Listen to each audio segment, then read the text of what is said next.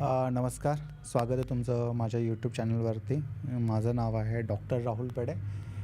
मागच्या 15 वर्षापासून मी फिटनेस क्षेत्रात कार्यरत आहे ॲज अ एज्युकेटर आणि कन्सल्टंट म्हणून. तर आज आपण एका गोष्टीवरती डिस्कस करणार आहोत, ॲडव्हान्स ग्लायकेशन एंड प्रोडक्ट्स. पण डिस्कशन स्टार्ट करण्याच्या अगोदर मी तुम्हाला एक रील दाखवतो. तर ह्यामध्ये हे सांगण्याचा काय प्रयत्न गरम करतो. करणे. आता घरात सहसा महाराष्ट्रीयन लोकांमध्ये काय सवय, दूधवाला देतो किंवा पिशवी आहे ते घरात, ती आली की तापवायचं. ते दुपारपर्यंत संपलं नाही की पुन्हा एकदा तापवायचं. आता तर रेफ्रिजरेटर पण आमच्या लहानपणी अशीच पद्धत होती. अजून पण फ्रीज मधनं काढून परत गरम. हे वारंवार दूध गरम करणं हे ऍडव्हान्स ग्लायसेशन एंड प्रोडक्ट वाढवणार आहे. बरं. आणि हे ओबेसिटीजन आहे, ओबेसोजन आहे. ह्याच्यामध्ये हे जे ऍडव्हान्स ग्लायसेशन एंड प्रोडक्ट, त्याच्यात दोन मुख्यतः मॉलिक्युल असतात. एक असतं CML म्हणजे कार्बॉक्झिमिथिल लायसिन किंवा CEL कार्बॉक्झी इथिल लायसिन. या प्रकारचे केमिकल्स तयार होतात. हे केमिकल्स तुमच्या रक्तवाहिन्यांना कडक करतात, तुमच्या आरबीसींना कडक करतात. आरबीसीची फ्लेक्झिबिलिटी किंवा फ्लुइडिटी आम्ही ज्याला म्हणतो ती फ्लुइडिटी जाते आणि मग ते छोट्या छोट्या रक्तवाहिन्यातनं पास होत नाहीत आणि मग आपल्याला अटॅक येतो किंवा मग लिव्हरवरची सूज वाढायला लागते, लिव्हरची चरबी वाढायला लागते. सगळे कामुक तमुकवाल्यांच्या पॉडकास्टवरती हे गेस्ट आले होते आणि हे काय सांगायचा प्रयत्न करतात, ॲडव्हान्स ग्लायकेशन एंड प्रोडक्ट. ठीक आहे. तर हे ॲडव्हान्स ग्लायकेशन एंड प्रोडक्ट्स काय असतो, तर बेसिकली कार्बोहायड्रेट्स, स्पेसिफिकली ग्लुकोज. ज्यावेळेस फॅट आणि प्रोटीन ह्याच्यासोबत तो रिॲक्ट करतो त्यावेळेस तो ॲडव्हान्स ग्लायकेशन एंड प्रोडक्ट्स बनवतो. Advance glycation end products. ठीक आहे. आणि हे advance glycation end products AEGs harmful आहेत का, तर 100%, 101% हे ॲडव्हान्स ग्लायकेशन एंड प्रोडक्ट जे आहेत ते हार्मफुल आहेत. जेव्हा आपण रक्तामध्ये साखरेची पातळी बघतो, 3 महिन्याचा ॲव्हरेज ब्लड शुगर लेवल बघतो, त्यावेळेस आपण RBCमध्ये किती ॲडव्हान्स ग्लायकेशन एंड प्रोडक्ट तयार झाले तेवढंच बघतो. ठीक आहे. जर हा HbA1c बिलो 5.6 असेल, आपण सांगतो नॉर्मल आहे. 5.6च्या अबव आहे प्री डायबिटिक, नंतर डायबिटिक.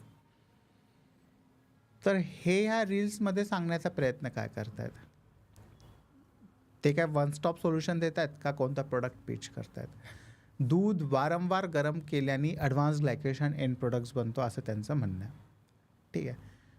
एका अर्थी बरोबर पण आहे. दुधामध्ये प्रोटीन असतं. ठीक आहे. दुधामध्ये कार्बोहायड्रेट्स असतात लॅक्टोज गॅलॅक्टोजच्या फॉर्ममध्ये, आणि दुधामध्ये फॅट असतं. तर जेव्हा आपण यांना वारंवार गरम करतो यांचं इंटरॅक्शन होतं एकमेकांसोबत आणि ॲडव्हान्स ग्लायकेशन एंड प्रोडक्ट्स बनतात. पण हार्ट अटॅक येण्याच्या मागे हे कारण आहे, द आन्सर इज नो. हा निव्वळ मूर्खपणा आहे. वन स्टॉप सोल्युशन देण्याचा प्रयत्न आहे.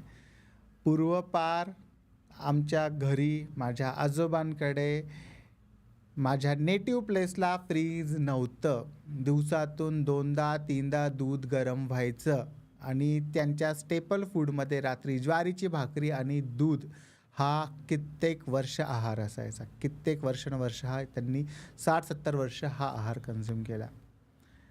मग हे काय करतायत, एका प्रकारची भीती क्रिएट करतायत.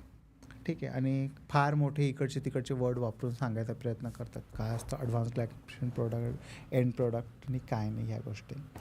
तर ॲडव्हान्स ग्लायकेशन एंड प्रोडक्ट्समुळे डेथ होते का, हार्ट अटॅक येऊ शकतो का, तर 100% येऊ शकतो. पण हे हत्तीचं शेपूटही पकडत नाही आहे. हत्तीच्या शेपटाचा एक केस पकडण्याचा प्रयत्न करत आहेत. हत्तीचं शेपूट, शेपटाची सिंगल केस. हे गरम दूध न पिणं म्हणजे. तर ॲडव्हान्स ग्लायकेशन एंड प्रोडक्ट्स कशामुळे तयार होतात, तर आपल्या रक्तामध्ये जी साखरेची पातळी आहे, जो ब्लड ग्लुकोज आहे, तो फास्टिंग कंडिशनमध्ये 70 ते 100 पाहिजे, पण तो 140 असेल, 210 असेल. म्हणजे काय झालं की रक्तामध्ये ग्लुकोजची पातळी वाढली. जितकं जास्त ग्लुकोज तेवढं ते प्रोटीन आणि फॅटशी इंटरॅक्ट होणार. प्रोटीन पण आपल्या ब्लडमध्ये सर्क्युलेट होत असतं, फॅट पण सर्क्युलेट होत असतं, आणि तेवढे जास्त ॲडव्हान्स ग्लायकेशन एंड प्रोडक्ट्स तयार होणार.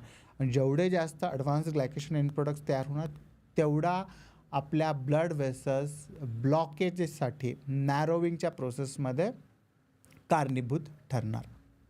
येतं लक्षात. तर मग एलिफंट कोण आहे, तर एलिफंट म्हणजे आपल्या रक्तामधील ग्लुकोजची पातळी. एलिफंट म्हणजे काय, रूममधला रक्तामधली ग्लुकोजची पातळी. आणि ही रक्तामधली ग्लुकोजची पातळी जर कंट्रोल करायची असेल तर वन स्टॉप सोल्युशन नाही आहे. वन स्टॉप सोल्युशन नाही आहे. वन स्टॉप सोल्युशन बिलकुलच नाही आहे. याला तुम्हाला लाईफस्टाईल मॉडिफाय करावं लागेल. तुमच्या एजनुसार, तुमच्या हार्मोनल कंडिशननुसार 20 वर्षाचा मुलगा ज्या पद्धतीने आहार घेतो तो 40 वर्षाचा घेऊ शकत नाही. 40 वर्षाचा व्यक्ती ज्या पद्धतीने आहार घेतो तो 60 वर्षाचा व्यक्ती घेऊ शकत नाही.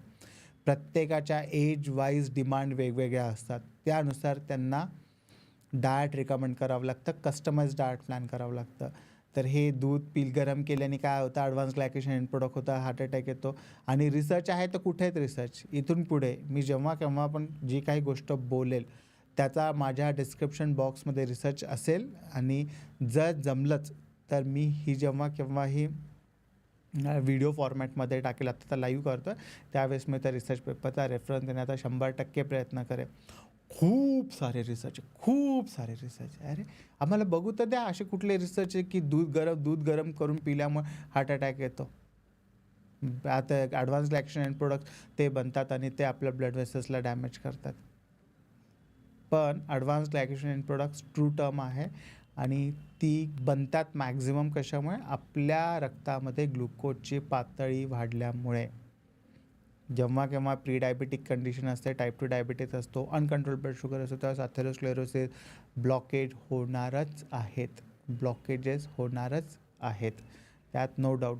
त्यामुळे ज्या लोकांना डायबिटीस असतो त्यामुळे हार्ट अटॅकचा धोका खूप जास्त अधिक असतो. तर येणाऱ्या काही रील्समध्ये आपण रील्समध्ये प्लस व्हिडिओजमध्ये समजून घेऊया की ही वाढलेली रक्ताची ग्लुकोजची पातळी ह्याचा आपल्या शरीरावर होणारा साईड इफेक्ट काय आहे आणि हिला आपण कशा पद्धतीने कंट्रोल करू शकतो. ह्यासाठी एक अराउंड 20-25 लेक्चरची सिरीज लागेल. पण माझा प्रयत्न असेल की ही सिरीज मी लवकरात लवकर घेऊन येईल. जर तुम्हाला माझा कंटेंट आवडत असेल तर प्लीज लाईक, शेअर, सबस्क्राईब जरूर करा. तुमच्या सबस्क्रिप्शनमुळे एक प्रकारचं मोटिवेशन भेटतं आणि मी आणखीन व्हिडिओ करण्यासाठी काय म्हणता येईल मला, आणखीन व्हिडिओ करण्यासाठी एक प्रकारचं बळ मिळेल. Thank you everyone for watching today's live stream.